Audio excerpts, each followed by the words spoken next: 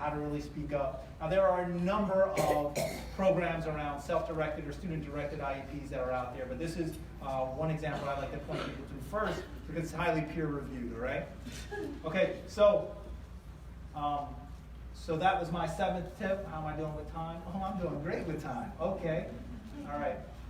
Just a couple of resources. I mentioned Dan Habib. Anybody know the work of Dan Habib? Show of hands.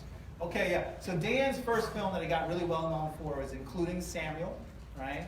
Where he talks about his experience, being the father for his son Samuel, who has a number of different disabilities.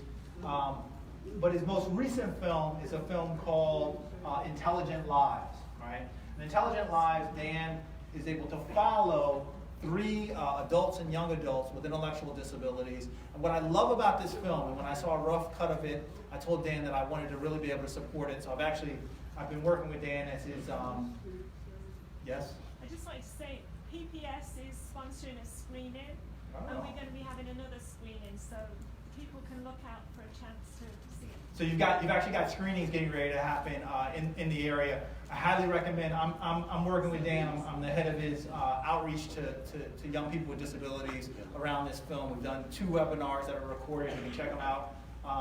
But the film is really awesome because, what it really struck me and wanted me to support it was that it does an excellent job of challenging the supremacy that we still have around IQ and the IQ score, right? And he really makes a strong argument to be able to say that IQ does not really show how much a person can give to this world, right?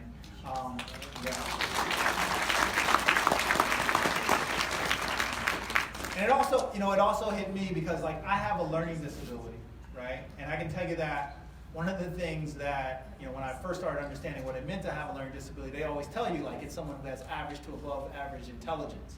And so I used to hold on to that really tight until I saw Dan's film, right?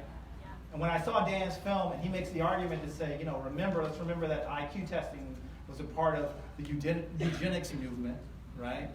Which is one of the darkest periods in American history, right? And was like a cancer that spread throughout Europe and really helped to fuel World War II and the Nazis' ideology.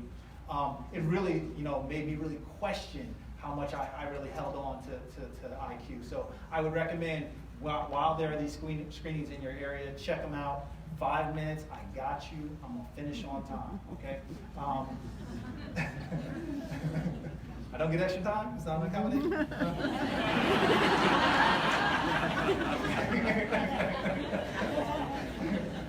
I'm just kidding. Okay, so check out the film.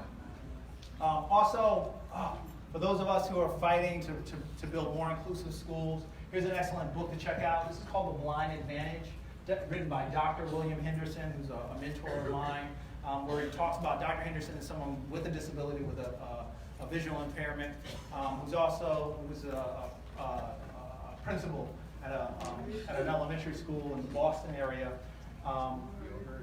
The O'Hare School, absolutely. He retired a few years ago, and they named the school after him, so it's now the Henderson School. And they've gone from just being an elementary school to going all the way up to being a high school. And actually, one of the students from the O'Hare is featured within